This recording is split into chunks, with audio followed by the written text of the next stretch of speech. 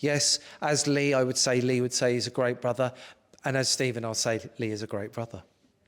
And I think he's a great brother. Great, thank you. 3 out of 3. Free. Brilliant, brilliant. Free for Lee.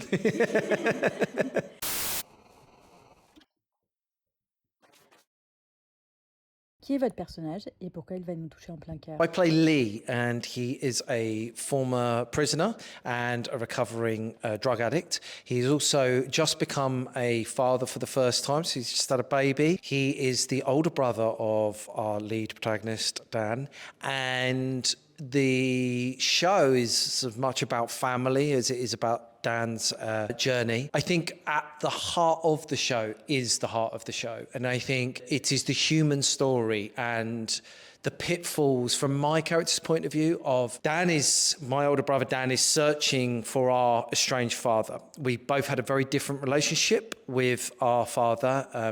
I very much had a worse and much more intimate relationship with my father than Dan did. So he's trying to find out who this man was.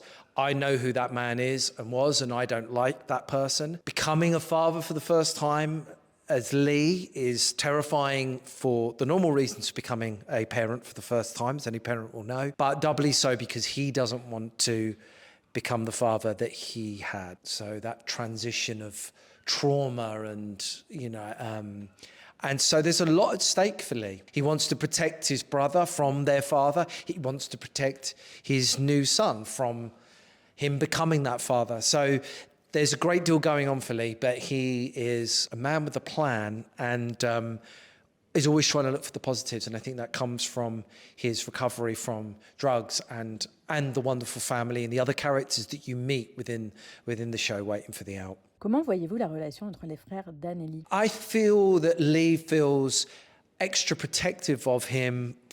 As an older brother, you're looking after your younger brother, but because of this journey that Dan is on, looking and wanting to learn about their father, it's a complex because we talked a lot about it when we were shooting the scenes, that actually we can be very vulnerable with the people that we are closest to, and we can lash out in ways and get away with it. You can sort of lose your temper with your sibling, but then within a heartbeat, you're just back to being two brothers that are, it's kind of like play fighting when you're a kid, but when you're older. But the fact that Dan wants to drag up all of this past trauma that Lee has suffered from is difficult. He doesn't want this back in his life in any circumstance, but especially now that he is a father himself. So Dan represents this past that he doesn't want to acknowledge or look into. He wants to look towards the future. And Dan is sort of dragging him back to the past that he doesn't like. So it's complex, but that's families, man. Est-ce que Lee est un beau frère? Oh, I think is Lee a good brother? Oh, are you asking me if I was Lee, or are you asking me as Stephen? If you are Lee. Yeah, I'm a great brother. And as Stephen? Do you know what? I would have to say I think Lee is a good brother because I think he's always honest with Dan about how he's feeling. And I think that ultimately pays off. You speak your heart when you need to, rather than letting it fester. So I think Lee is just incredibly protective of his younger brother for a multitude of reasons. So I think, yes, as Lee, I would say Lee would say he's a great brother. And as Stephen, I'll say Lee is a great brother.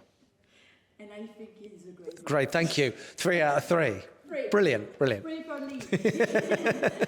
Quel a été votre défi principal dans l'interprétation de votre personnage? The one thing that I was acutely aware of, what was vital to get right, was playing the role of the older brother, allowing that to inform a lot of my choices. I think I certainly didn't want to just play him as the ex-offender, the addict. That is an aspect of Lee, but that is not what defines him.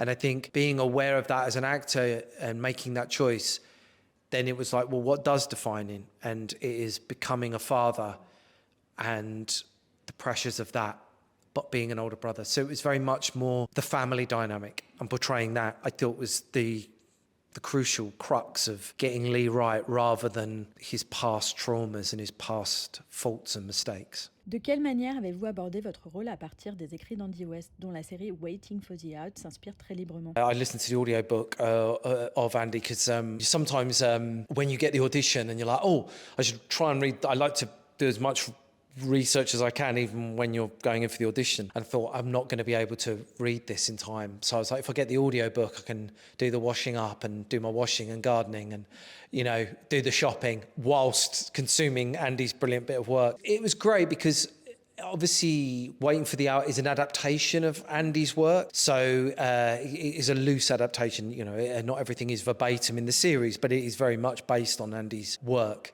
And there was some great nuggets about Andy's brother. I still haven't met Andy's brother in real life. And I believe, you know, the portrayal of Lee is, you know, they're different names and they're different people for dramatisation purposes of television.